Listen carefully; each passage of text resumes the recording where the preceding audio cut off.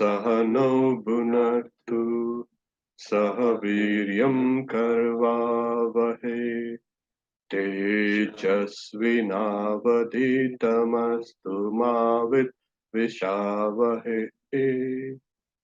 Om Shanti Shanti Shanti. Kata Upanishad 2:2-5.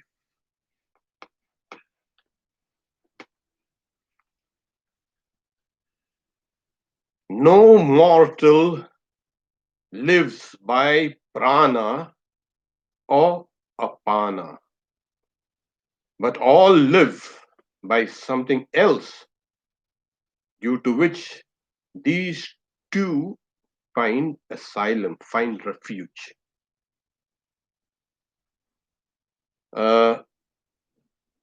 The topic, as I say, is kind of important. Our worldview. What is a worldview? So the Sanskrit, before you can go to read the Sanskrit.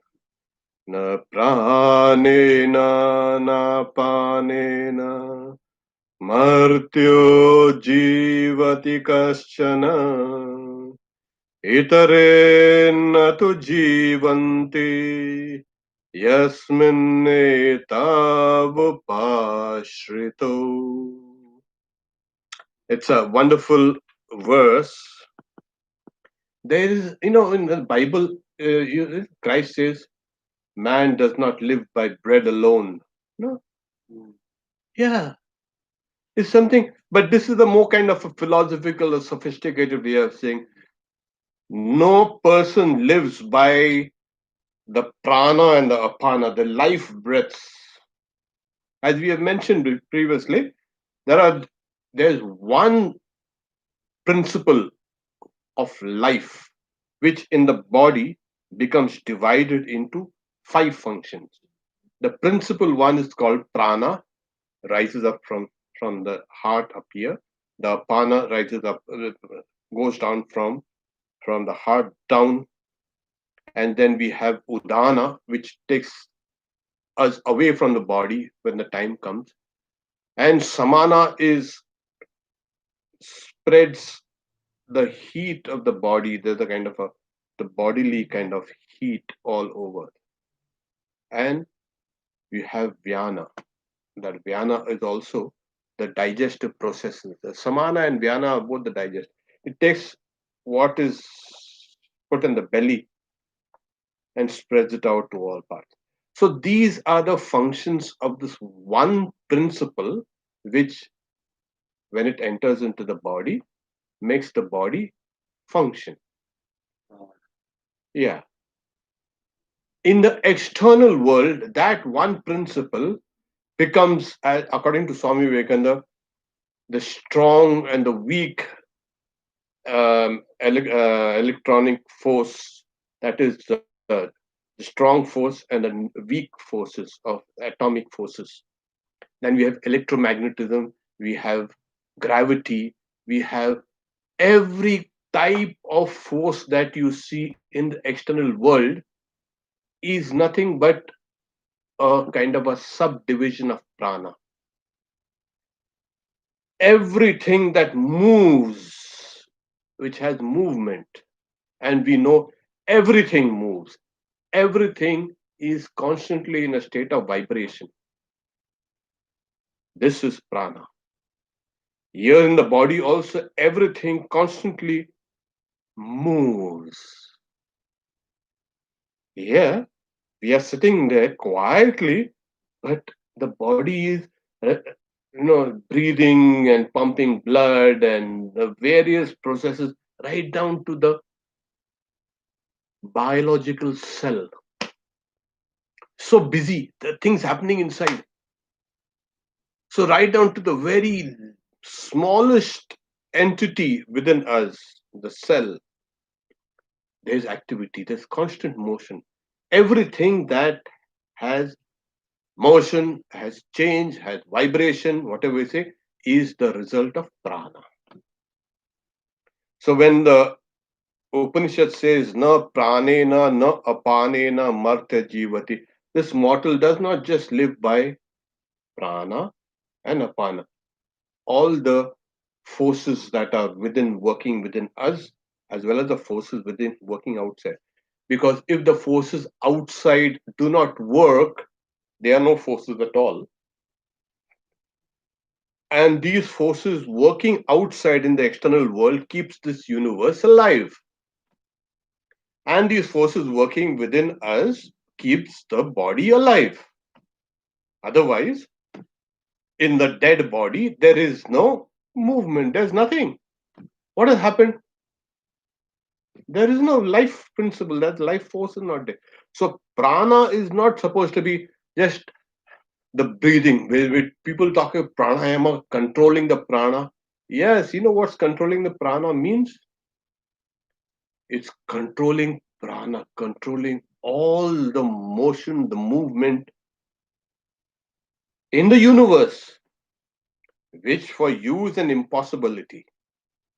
But there is a method that if you can control the vibrations that are happening within your body through the instrumentality of the lungs, then you can get a grip on prana. However, that's a different subject. Here, what happens is we have a worldview, and the worldview is this is the worldview. What we see, matter. These people who see this world as it is, they are materialists. There's nothing more beyond this. Absolutely. Why should anything be present? We see this, and that's why in the old uh, uh, philosophers of India, one of the philosophers, types of philosophers, were called the Charvakas. They were the materialists. They say what we see, what we perceive through the senses is what exists. And this concept of soul and afterlife and karma and God, all this is, it won't hold water with us. It won't do. They preach this sort of materialism. And since they were from India, they were kind of very sophisticated thinkers. They brought their whole philosophy into philosophical language. Beautiful. And it was so attractive. Materialism. That was the old materialism. Doesn't matter. You have to live, everything dies with the body. You keep on working and keep on living. And if you have to take a, you can see, loan to even eat or something, take it. Run into debt, doesn't matter. They preach this hedonistic idea of life, that everything is nothing but matter. But now, since we have been progressing slowly, slowly, slowly, we know that worldview is inadequate to the human spirit. We also are driven by ideologies. You see, most of us have some form of ideology. And ideology, what's that? Yeah, ideology. A materialist will say, okay, it's related to the brain. Okay, fine.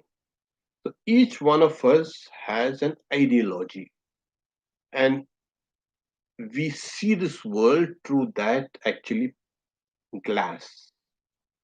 Now, if this ideology is nothing but matter, material, material, material, everything, your worldview will conform to that. Simple as that. Here, they, the Upanishad is bringing up an alternate worldview. Either you see this world as just matter and nothing but matter, made of material substances, everything begins, stays, and ends in matter. there is another spiritual worldview. How do we know this spiritual worldview? Well, that's what the Upanishad is saying. If you have a spiritual worldview, you will see the world like that. The spiritual. This world does not appear to become just plain matter. This matter is enlivened by something called prana and apana. Like this matter, this if the body is a body, it is enlivened, energized by what? Prana and apana. The external world is energized by what? All these forces of nature, the strong and the weak force, and then we have electromagnetism, we have this and we have that, and so many kind of forces. These are the principal forces. Well, they're trying to bring her tie all the four forces together, can bring a kind of a grand unified theory.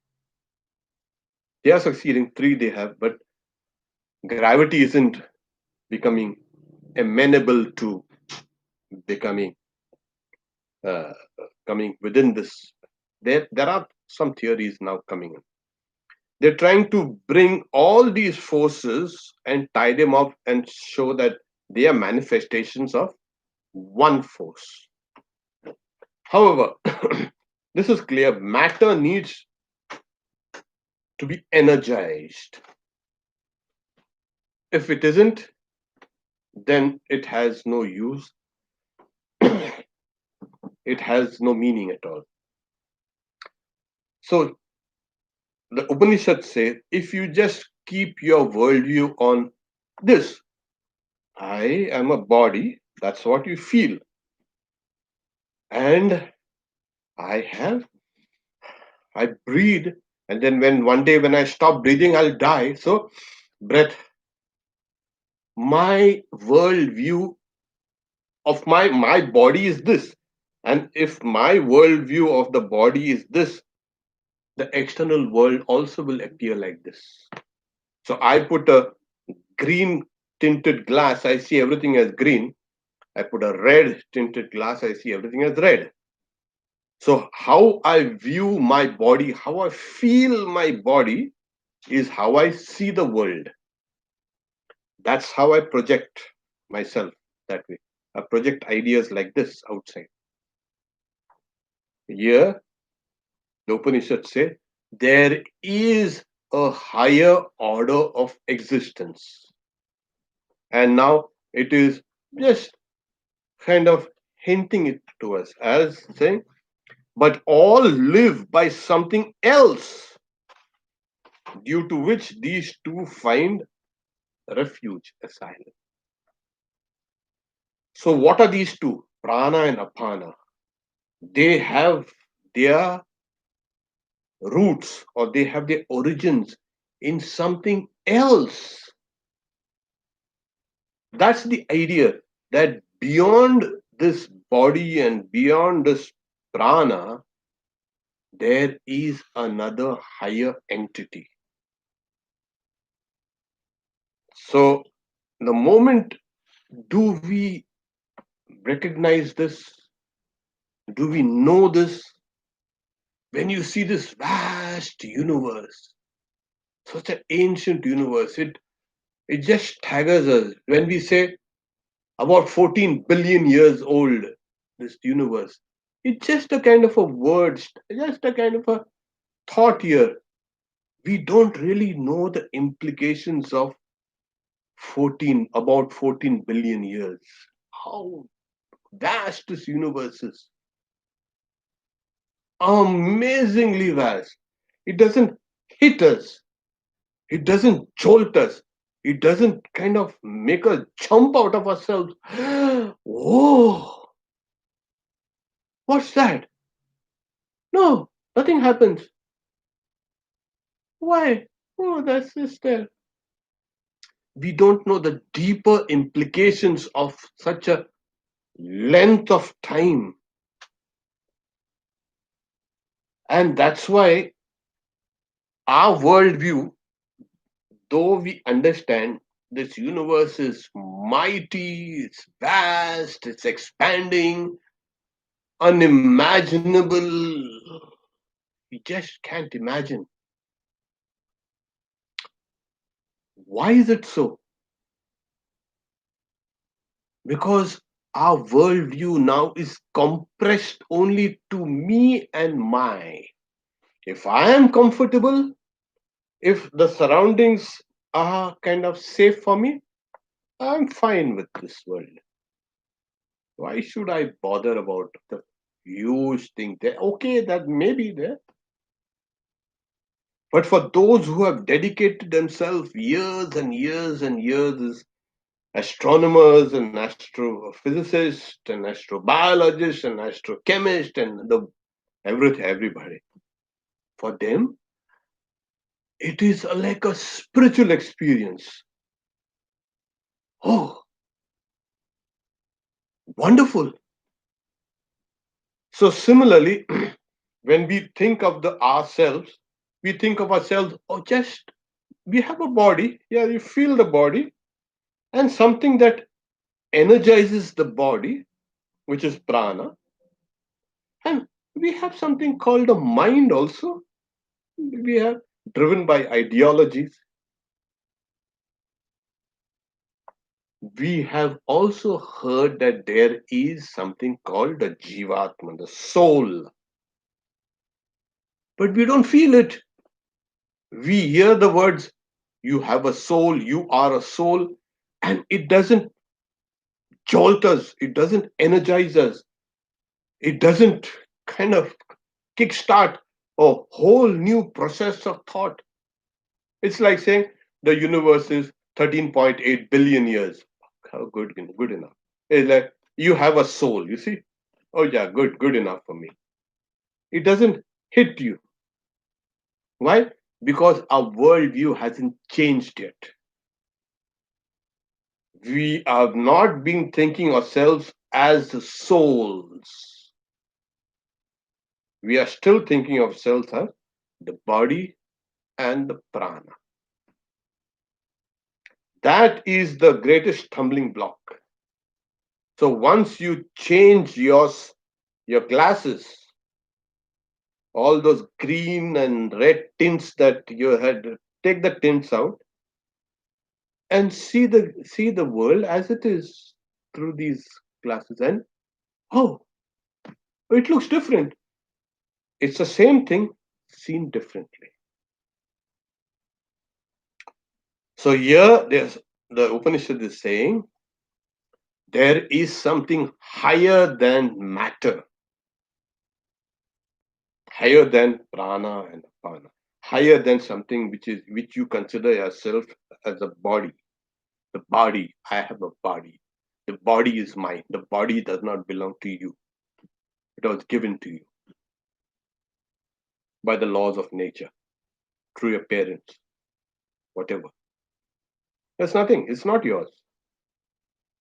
This is my right. You have no rights. The only right we have is to get inside and understand what is in the body. Like the Upanishad says, in the city of 11 gates sits that Purusha, that soul. There. So this is the best place for us to go and change a worldview, change a center of gravity. So this is now, if you say many people, there are some, even some religious preachers also will say, you have not understood what is life. The life in all its variety. Yes, life in its variety is a tremendous fact. From the smallest to the largest, it's all part of one life. As I said, the tree of life. Like yesterday we were talking about there was a synagogue, the tree of life. Where in Canada? Yeah, there's a tree of life, and it's generally said the tree of life. The tree of life. Yes, everything is within the tree of life. Everything that has life is within the tree of life, and everything. is one unit. So from the smallest to the largest, to the big blue whale, the mightiest, you can say, the biggest, you can say, living organism, to the elephant, to the humble bacteria, they are all within this tree of life. So it's a massive fact, really massive fact. Yeah, if you can understand that even you are a part of that tree of life, it makes you a little more unselfish and caring and loving and compassionate towards all forms of life. You will not go and kill everything around that. Yeah. Okay.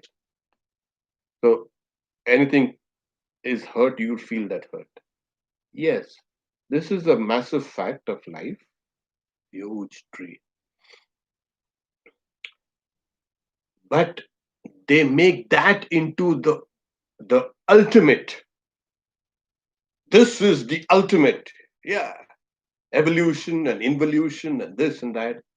But if this prana, this life force, was a conscious entity, then even when we go to sleep, we would have been conscious. When we go to sleep, what happens? We go to sleep, the body is there, the, the life processes are going on, the body is alive, but there is no consciousness. Are you conscious? No. Are you conscious of your body? Then you will not be able to fall asleep. If you fall asleep, you lose consciousness of the body. So, so there is something behind this body and behind this vital force, what is prana. And even there is something beyond the mind. This is what the Upanishad is trying to explain. If these were conscious ultimate entities, life or matter or mind even, we would have been conscious all the time. But it isn't. This entity is beyond. So, itarena tu jivanti. But all live by something else, due to which these two find refuge, asylum. So they are embedded into something greater, larger, more massive, more internal, more subtle, more luminous, more conscious. What is that? That is a Purusha. There, the size of a thumb, there is seated in the cave of your heart. That is that Purusha. So this is the Purusha. And you have seen everything, all the sense organs and everything, they bring their entire, you can say, offerings to that entity which is inside. And this is how we need to interpret the next one is 226. Well, O Gautama, I shall tell you of the secret eternal Brahman, and also how the self, the Atman, fares after death. There are two things he is promising. One is, well, oh Gautama. Who's Gautama? That's Nachiketa's family name. His father also was called Gautama. So, Audhaliki Gautama Aruni. So, here we have, that's a family, the name of that family lineage. So, he's calling, with deference, is calling Yama, the god of death, is calling Nachiketa as Gautama. Oh, Gautama, I shall tell you of the secret eternal Brahman. There.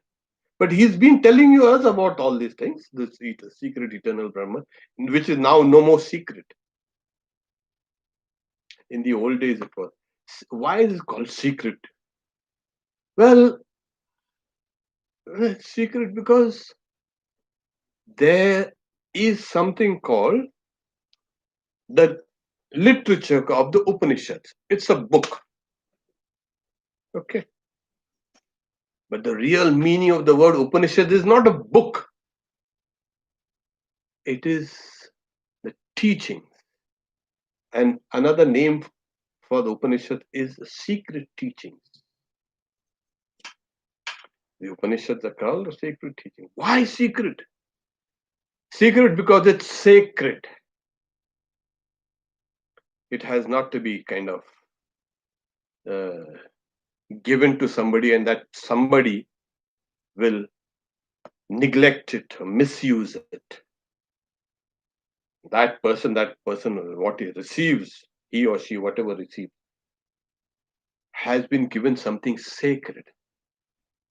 And like you're told not to tell a mantra to others, it's a secret. Why secret? I can go and tell everybody. No, you don't go and tell everybody. It's a secret. Because it's sacred. It is in a way your very core, your inner being. If you want to find out about yourself, do you want to find out about yourself? You want to find about God? Yes, everybody. Yes, everybody. I want to know myself. I want to know about God. Well, that has been given. That formula has been given to you. What's that formula? Where? I don't know. That mantra. Oh, many people. Oh, really? Yes. That formula to discover what you are, what God is, what this universe is, has been given to you. You have not been working out that formula. You kept it in. You kept it and you've forgotten about it. Now, who's to be blamed? That's why it's kind of secret. This is the secret that's been given to you by your guru. What are you doing about it? Nothing. Never did anything. I got it, but that getting it, the guru does not give it to you and say, "Okay, you don't have to do anything." He has told you do something. Do something about it. Yeah, that's why it's secret. That eternal Brahm, that secret eternal. I'll tell you. I will tell you. I shall tell you of this. Hanta te ta idam pravakshami guhyam brahma sanatanam yata cha maranam prapya atma bhavati gautama. Hanta is like, no, now I'll tell ta idam, this pravakshami, I will tell you. What? Guhyam, the secret. What? Brahma Sanatan, that eternal Brahman. I will tell you this. So why? So that you will become liberated. Now the second line of the verse, the second part of the verse is, in case you don't become liberated. That's not a fault of the teachings or whatever, some whatever causes. So, yatacha maranam prapya, when this person, when the person dies, what becomes of him? And also how the self fares after death. You know, Nachiketa had asked, what's the secret of death? There are some people who say, when this person dies, nothing remains. That's that old materialistic worldview. And there's another thing that if you die, something remains. You travel up and down. However, so here he says, because now Why did he ask about death? Well, because Nachiketa, that is because Yama was a god of death. He is a god of death. So you go to ask the god of death about death, isn't it? You don't go to him to ask about rain and sunshine. There are those other gods there looking after that business, that side of the business. This guy is looking after this side of the business. So he's saying better to ask him about that. So, and then that was the original question, and the Upanishad has been answering this question from different levels, mainly from the spiritual or the metaphysical, you can say, level. And at times it's coming down to the ordinary level, that what we know, this is the body, but we don't know what happens after. So here he says, I shall tell you of this secret eternal Brahman there. For those who are competent, those who know, and for those who do not attain it, who do not, or ignorant of it, what happens after death? I'll tell you about it. So the commentator Shankaracharya says, through the knowledge of which comes about a cessation of all worldly existence. In the first line of the verses, I'll tell you about the secret Brahman. And through the ignorance of which, through ignorance, there is differentiated into two: a person of knowledge and a person of non-knowledge. The person of knowledge will attain that eternal Brahman, and the person of non-knowledge will attain something called a rebirth, another chance. So there, all the religions, almost all the religions, they speak about the post-death existence of oneself. After you die, you will live forever and ever somewhere in heaven or wherever. Well, if you're going to exist after you die,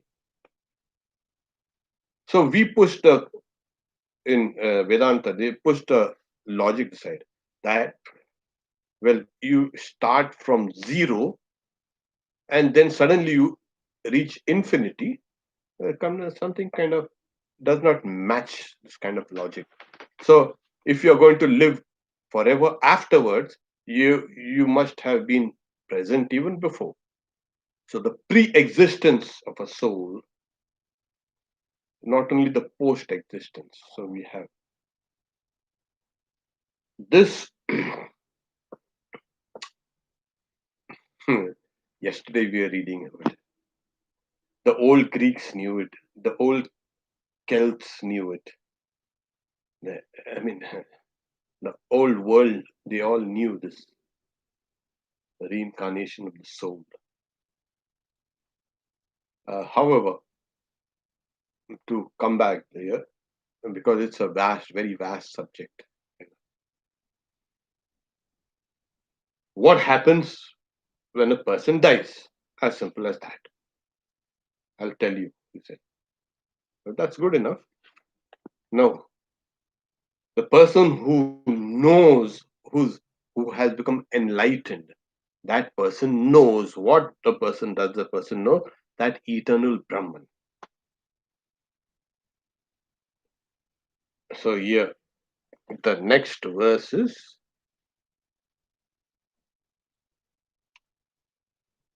2:7. Some souls enter the womb for acquiring bodies, and others follow the motionless in accordance with their work and in conformity with their knowledge. You come and you go with a bag full of knowledge. What you bring in, okay, you start filling up that bag a little more, and then you go along with that bag.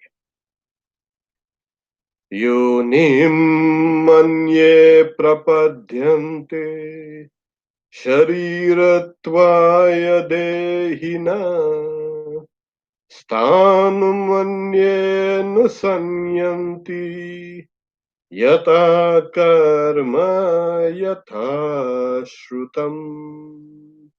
Yata karma, like is your karma and like is your knowledge, shrutam. Your future course, and not only the future course, your present course also is dictated by your karma and your knowledge. And not only that, your birth also depends on your karma and on your knowledge. So God is not responsible at all, huh? No. Why should God be responsible for these small things? You have done certain things, you're reaping. As you sow, so shall you reap. It's a universal law. Everybody, most religions acknowledge and know this. Be careful, don't do this, or you will reap what you sow. But they limit it to this kind of a small bandwidth of things. Yeah, few years, or lifetime probably. What Vedanta did was stretch the whole thing. As you sow, so shall you reap. And as you sow, what do you sow? Thoughts and words and deeds. Everything. Whatever you have done, it's like a boomerang. You throw it, it'll fly and come back to you. It's coming back to you. So, because why? Everything in this universe is moves in a circle, especially the law of karma. You set something in motion, it will traverse the universe and return to you. You say something nice to somebody, it will traverse the universe, pick up all the nice vibrations in the universe, and come back to you more powerful. If you do something bad, it will also circuit the universe, pick up all the bad vibrations in this universe, and come back to you even more. So you started off throwing one pebble on somebody, and when it comes back to you, you might find one big boulder falling down on you. What happened? So this is the law of transmigration of a soul. When the soul is in the state of bondage, when the soul is in the state of ignorance, that soul gets another chance, and another chance, and another chance, and another chance, and another chance. Keeps on and on and on and on. In the process, what happens? We are evolving. Matter evolves, life evolves, soul evolves. Soul cannot evolve. Soul is a part of God. But the veil that covers the soul's real powers becomes thinner and thinner and thinner, gets more and more translucent. And when finally the soul can rip that veil of nature, what binds the soul to this world is karma. Simple as that. We will stop here. We will take this up because it's a vast subject. because it deals with the reincarnation. And if I just kind of gloss over it just slightly and move, people won't be very happy because they want to know. So next Wednesday, we take this up again. That's what we've been doing. We also have this evening the gospel, which 7:30, which I will be giving. Tomorrow is the Bhagavad Gita class, which once again I will be giving. So stay tuned. Om Shanti Shanti Shanti Harihi Om Tat Sat Sri Ram Krishna Arpanamastu.